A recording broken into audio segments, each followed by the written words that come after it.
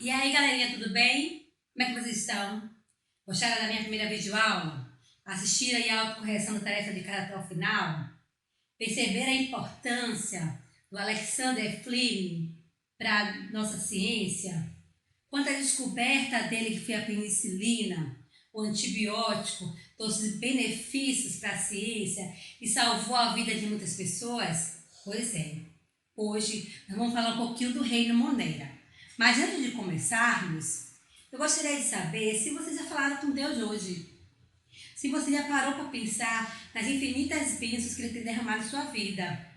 Pois é, se eu pegasse uma lista e começasse a numerar, eu ia perceber que o nosso Deus ele tem cuidado de nós. Olha só, nós acordamos com vida, temos o fôlego da vida. Nós temos alimento, o que vestir, uma casa para morar, tem gente que não tem onde ficar, uma família, uma escola que se importa com a gente. Pois é, independente do problema que você está passando, às vezes você está cansado de ficar em casa, quer logo ver os seus colegas, né, para conversar, ou então você está cansado de fazer a mesma coisa todo dia. Independente do que aconteça, Deus tem nos dado o melhor que nós precisamos. Então repete comigo assim, ó. Estou bem certo, estou convencido de que nem a morte, nem a vida, nem anjos, nem demônios, nem presente, nem futuro, nem qualquer poder, nem altura, nem profundidade, nada pode me separar do amor de Deus que está em Cristo Jesus, nosso Senhor. Nada pode nos separar desse amor. Vamos fazer a oração? Querido Deus, nós te agradecemos pela vida, por esse amor incondicional.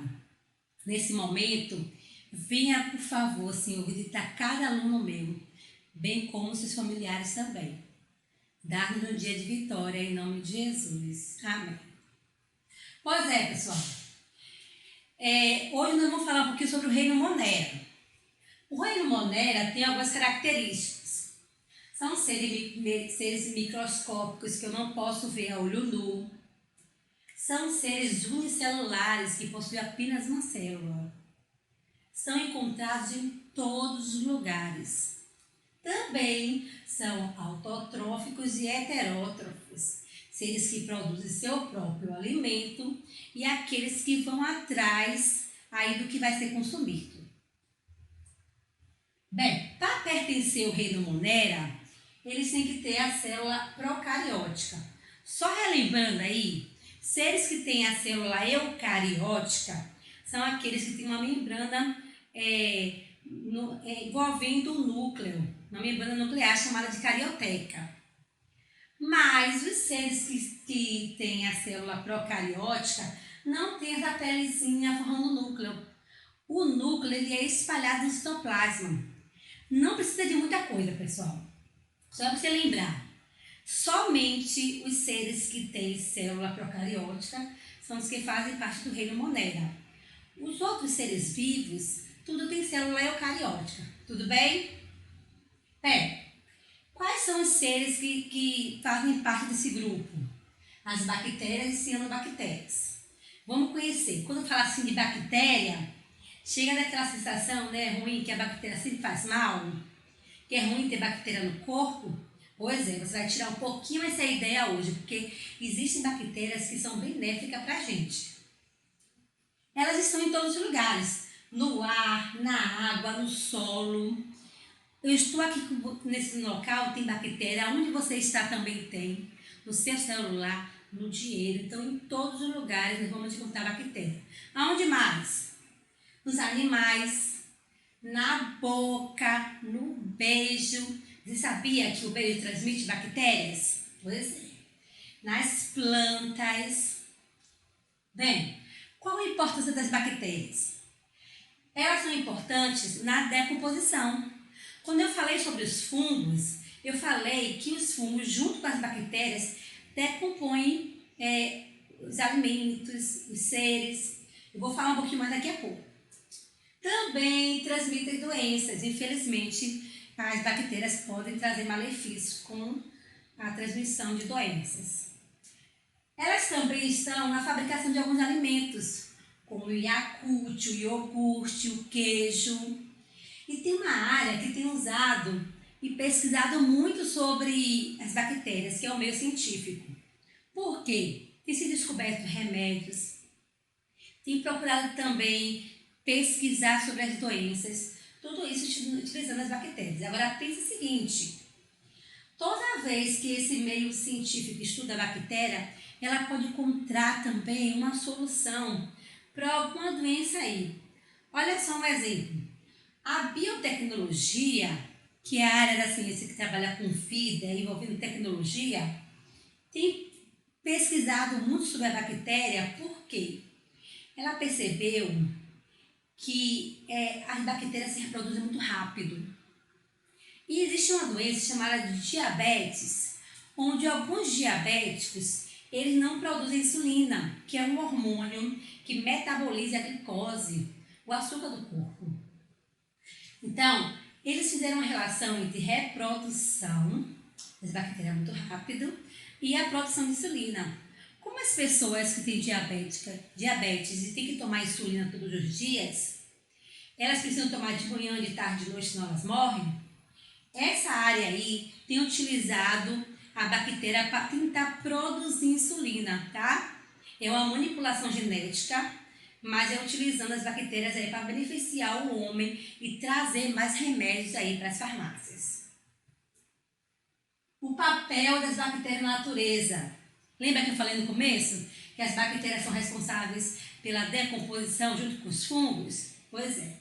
Toda vez que a bactéria e os fungos vão decompor um ser, ali ela vai tirar os nutrientes, vai também adquirir energia, mas vai liberar algo que vai ser muito bom para o meio ambiente.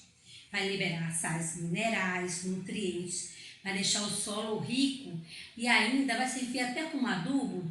Então, a decomposição é importantíssima. Pense como seria o mundo se não tivesse os decompositores. Mas para analisar, será que existiria vida? Pois é, eles são fundamentais. Eles vão fechar o ciclo da cadeia alimentar. Mas tem um lugar que não deveria ter decompositores. Pois é, principalmente na nossa cozinha. A geladeira, ela tem que ser sempre higienizada. Por quê? Como ali tem alimento, tem umidade, mas pode gerar os fungos e também as bactérias. Aí pensa o seguinte, a mamãe sempre tem que estar tirando as panelas, cheirando o alimento, para ver através do cheiro se está estragado. Também o alimento tem que ser guardado, porque quando criou-se a geladeira, essa tecnologia aí favoreceu bastante a gente. Porque o alimento ele demora mais para se decompor, demora mais para estragar quando está na geladeira. Mas tem que ter cuidado, tá? O microscópio. Vocês já pararam para pensar a importância do microscópio? Tudo começou quando eles começaram a polir o vidro e perceber que o vidro pode ampliar a nossa visão. Quando eu estou aqui falando com vocês, existem bactérias, vírus, ácaros em todo lugar. Só que eu não vejo porque é algo micro. Através do microscópio, eu consigo ter essa visão do mundo oculto. E muitas coisas foram descobertas porque ele foi utilizado. Até agora, esse momento que nós estamos vivendo, já pensou com essa questão do coronavírus? Se não tivesse um microscópio para a gente procurar saber o que está matando algumas pessoas, o que está fazendo mal? Pois é, com o microscópio eu consigo visualizar o micro-organismo, estudar sobre ele e perceber se o remédio que eu estou fabricando está tendo algum efeito. Então, sem o microscópio, a gente não iria descobrir as vacinas, alguns remédios, a gente não ia descobrir sobre os micro-organismos que muitas vezes fazem mal para a saúde e também não ia descobrir uma maneira de combatê-los. Agora olha aqui comigo. Esses dois carinhas aqui foram importantíssimos, porque assim, Robert Hooke, ele usando o microscópio dele bem rudimentar, bem simples, ele descobriu a célula. Só que foi de uma maneira assim, eu até imagina assim, quando você ganhar algo novo, que você vai lá olhar, digamos que o microscópio, Aí tudo que você vê é um fio de cabelo, uma folha, você vai colocando para olhar, né? Eu imagino que ele estava mais ou menos assim. Ele colocou um pedaço de uma árvore e viu um monte de espaço vazio. E ele chamou isso de célula. Chamou de célula, que nós conhecemos como célula. O que acontece? Ele disse que célula era muitos espaços vazios. Hoje nós sabemos que houve uma falha aí. Na verdade, Robert Hooke, ele pegou um pedaço, uma cortiça de uma árvore morta. E o que estava ali era só o esqueleto da planta. E hoje, somente na sala de aula, quando nós fizemos aí a maquete da célula, vocês perceberam que dentro da célula tem um monte de organelas, que não é um espaço vazio, mas foi um pontapé muito importante para estudarmos um pouquinho sobre esses pequenos pedaços que fazem parte do nosso corpo, que é a célula. Pois é. Louis Pasteur, ele também foi importantíssimo, porque ele vivia em uma época onde as pessoas acreditavam na abiogênese. Acreditava que todo ser vivo, ele vinha da matéria morta.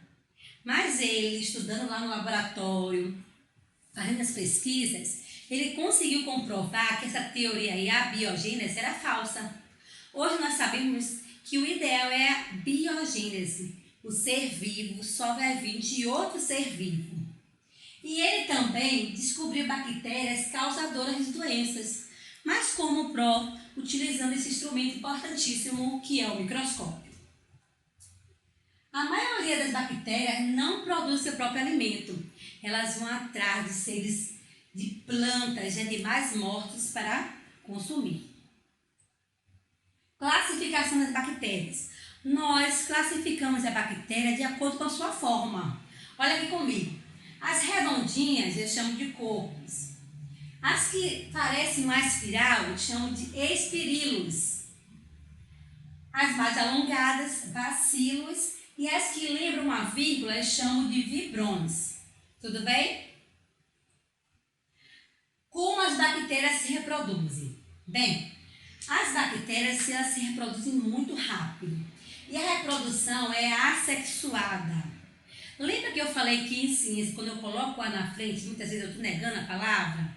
Reprodução sexuada envolve um macho e uma fêmea, material genético dos dois.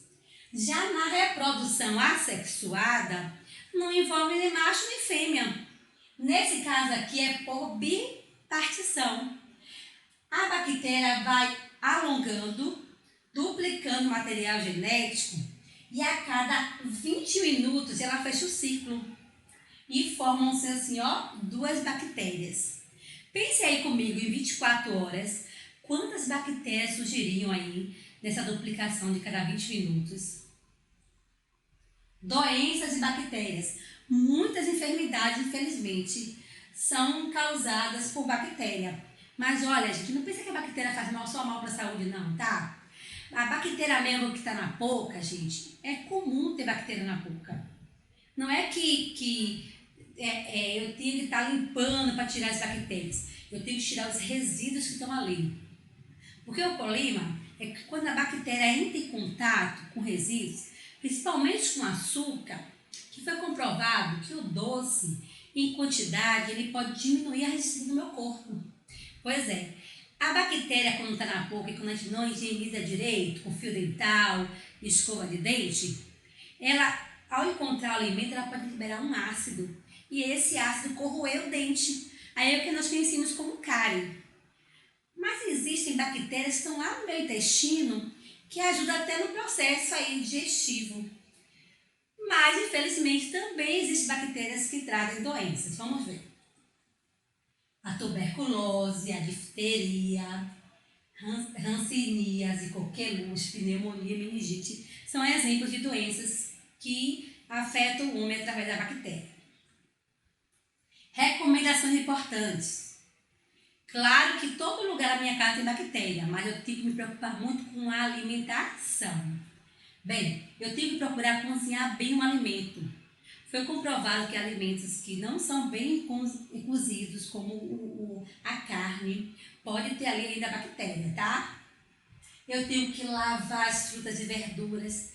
Eu tenho que lavar as mãos, porque lavando a mão, eu posso evitar de pegar um alimento e levar até a boca junto com as bactérias. Eu tenho que cheirar. Você sabia que o olfato ele é importantíssimo? Porque através do olfato, eu consigo sentir, através do cheiro, se o alimento está estragado. Claro que não vou sair cheirando todos os alimentos onde ele estiver, né? Mas se você perceber um cheirinho de azedo, evite comer, porque ele está infectado por fungos e bactérias. Uma outra coisa importante, quando for ao mercado, evite comprar latas que são estufadas ou amassadas. Pense o seguinte, pessoal, a lata, quando é colocado um produto ali dentro, só tem espaço para o alimento. Quando a lata cai, machuca, quando ela está assim amassada, pode acontecer o quê? Um furinho ali. E como a bactéria vai encontrar nutrientes, ela pode se proliferar e trazer malefícios para a gente. E a geladeira, importantíssimo. Toda vez que você comer algo enlatado e você não foi até o final, tem um pouquinho ainda, para a geladeira, ela vai ajudar aquele alimento a ser conservado por mais tempo. Bactérias e ferimentos. Quando o nosso Deus nos criou, ele criou essa capinha protetora aqui, ó, que é a pele. A pele, ela impede que os micro-organismos entrem no meu corpo. Mas, se acontecer um ferimento, ali é uma abertura para os micro-organismos. Então, o que eu devo fazer? Eu devo evitar tirar o cascão, porque Deus colocou a nossa segunda camada de proteção. Fez com que o sangue coagulasse e acontecesse um tampão ali, fora anticorpos, né? E aí, o tampão está impedindo também. Mas eu devo, mesmo assim, higienizar, se eu precisar passar um remedinho, mas evitar que ele fique exposto, tá? E se for um ferimento mais profundo, eu tenho que ir ao médico. E as cianobactérias, também chamadas de algas azuis. Bem, as cianobactérias, elas fazem fotossíntese. Aí você vai dizer, faz fotossíntese, então deve fazer parte do grupo dos vegetais, das plantas. Só que, gente, as cianobactérias, elas possuem células chamadas de procarióticas. Então, não pode ser classificado do reino vegetal. E elas têm clorofila, que é um pigmento, nesse caso verde azulado. Mas eles não têm cloroplasto. Por isso também que eu não posso classificá-la como plantas. E alguns apresentam um pigmento vermelho que pode ocasionar a maré vermelha. Aí, atividade para casa. Pense só comigo. Quando eu falei dos fungos, eu falei que os fungos podem trazer benefícios e malefícios, bem como as bactérias, que eu falei para você agora. Mas eu gostaria que vocês fizessem uma pesquisa aí. O nosso próximo assunto vai ser sobre os vírus. Será que, assim como as bactérias e os fungos, os vírus podem trazer algum benefício para a nossa vida? Dá uma pesquisada aí. E para fechar a aula de hoje, eu trouxe um documentário aí. Assista, que você vai perceber mais lugares aí onde você pode encontrar bactéria e o que você pode evitar fazer aí no seu dia a dia para que ela venha trazer doença para vocês, tá bom? Assista até o final aí, na próxima aula a gente vai discutir mais. Beijo, até a próxima.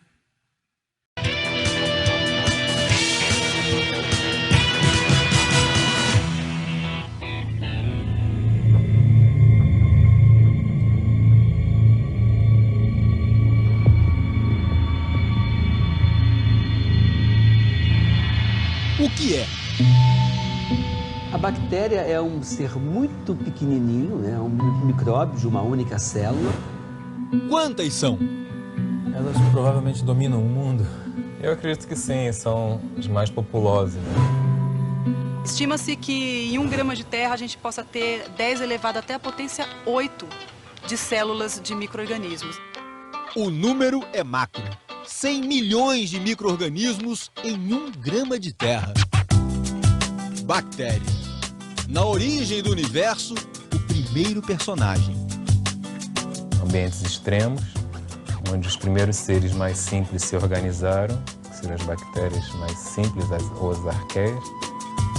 É um inimigo que não se vê, mas que existe, né? Existe e pode, infelizmente, causar doenças graves. 900 quilos de dinamite vão mudar essa paisagem.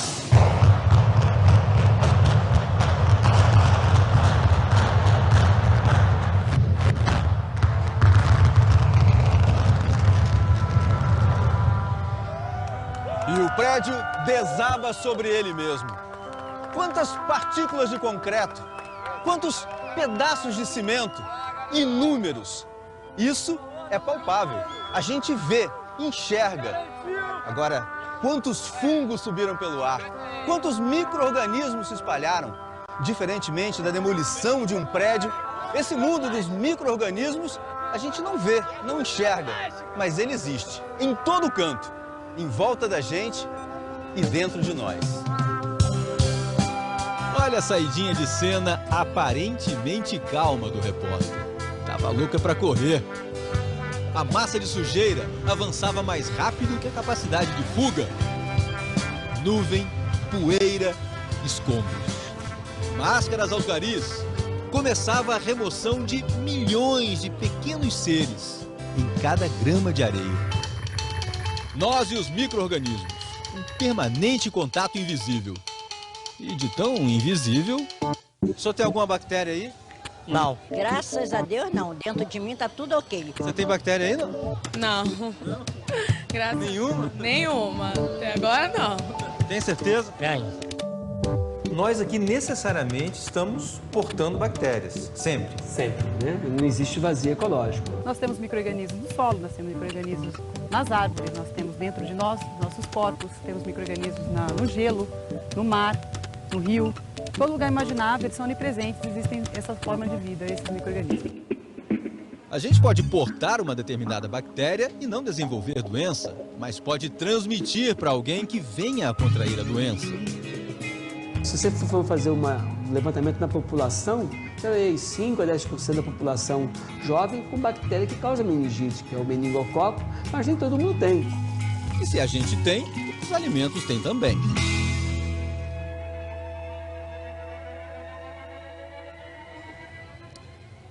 Mãos, olhos, nariz. Quais são as ferramentas mais eficientes para a gente adquirir um alimento que junte higiene, boas condições de conservação, bom preço? Não sou eu que vou responder essas perguntas, né? Vou confessar que o supermercado não é o meu forte. Mas eu tenho 3 ótimas ajudantes nessa reportagem, 3 donas de casa experientes. A Edna, a Maria do Carmo, a Vera e, para responder essas questões todas, a professora doutora em nutrição, Maria Elizabeth. Falou em comida e cozinha, pronto. E quando elas se animam... Ele começou a sair um cheiro tão ruim. Eu perguntei uma vez, por que tá assim a carne, né? Por que ela fica manchada desse jeito? Fruta é para ser lavada quando chega do mercado ou da feira? Dicas, dúvidas, as 3 não param. A professora querendo explicar e a Maria falando. Na época do calor, na época do calor... Gente, vamos parar um pouquinho? Vamos usar os sentidos. O tato.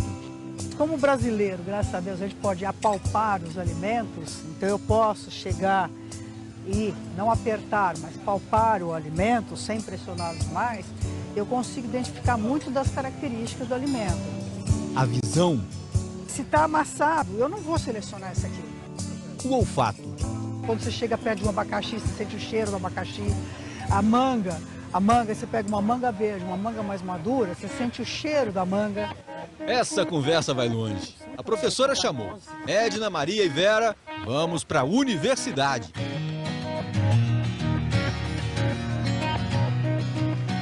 Então chegamos aqui a uma cozinha diferente, né? O que vocês acharam desse ambiente aqui? Legal, né? Cozinha nada. É laboratório da Universidade de São Paulo. E como alunas do curso de nutrição, as donas de casa aprendem. Não se deve lavar as frutas antes de guardá-las na geladeira. Muitas vezes, você na hora que você lava, você não seca ela toda. Então ela fica a umidade. E a umidade acelera a deterioração da fruta. Mas e na hora de consumir? Aí, todas essas frutas precisam ser lavadas. Laranja, o limão, a maçã, o abacaxi. Banana não, né, doutora? A legislação manda até lavar a banana. Mas é uma coisa comum pra gente? Não, né? E até para fazer suco de laranja, tem macete higiênico também. Na hora que eu corto, eu tô aqui. Posso levar alguma sujeira pra dentro. O ideal é você fazer um cinto. E cortar ao redor. Aí eu corto a laranja, eu não tenho contaminação nenhuma. E cuidado com o que sai da boca para fora. Não é nem ideal a gente ficar conversando em cima do alimento.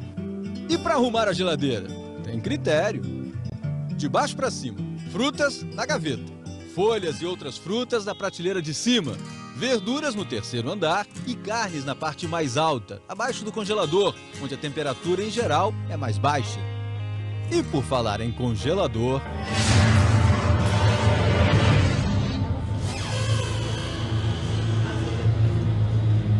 Um cenário endurecido pelo frio.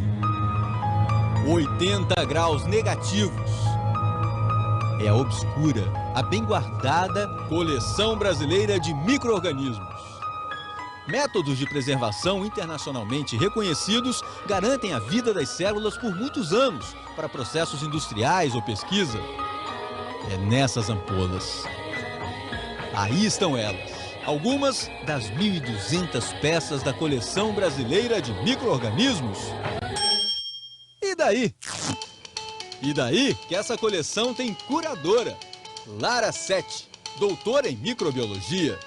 Doutora só não. Você é apaixonada por micro-organismos? Eu sou apaixonada, completamente apaixonada por micro-organismos. Quando eu vejo um desmatamento, todo mundo fala, nossa, quantas árvores. Eu penso, nossa, quantos micro-organismos. Quando as pessoas comentam assim, o que você faz? Eu falo, sou microbiologista, trabalho com micro-organismos. Todo mundo já fica cabelo em pé, não quer nem chegar perto de mim, né? Doença. Já pensa em doença, doença. Fungos, bactérias. Não é assim que a gente enxerga essa cena? Não é esse o ponto de vista da doutora. A especialidade dela são os fungos e bactérias do bem. E eles são imprescindíveis para a biosfera, né? Eles reciclam a matéria orgânica do planeta.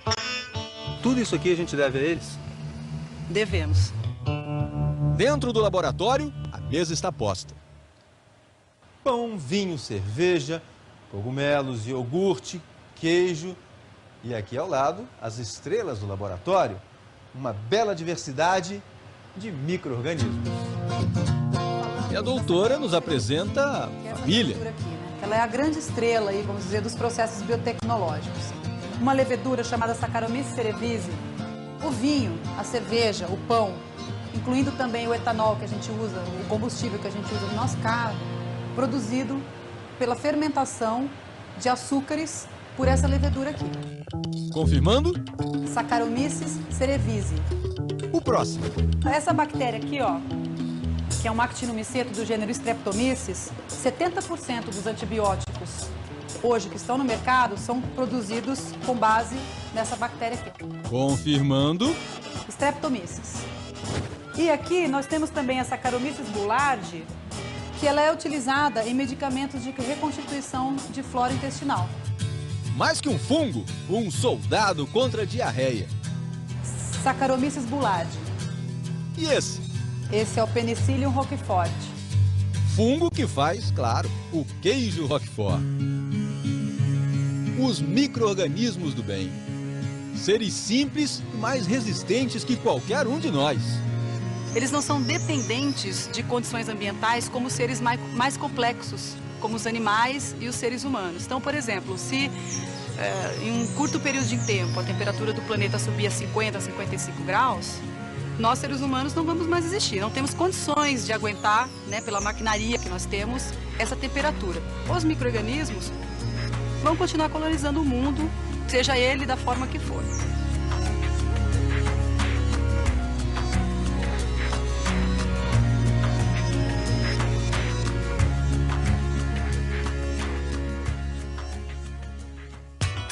O beijo em seus segredos. Você sabe que doenças ele pode transmitir?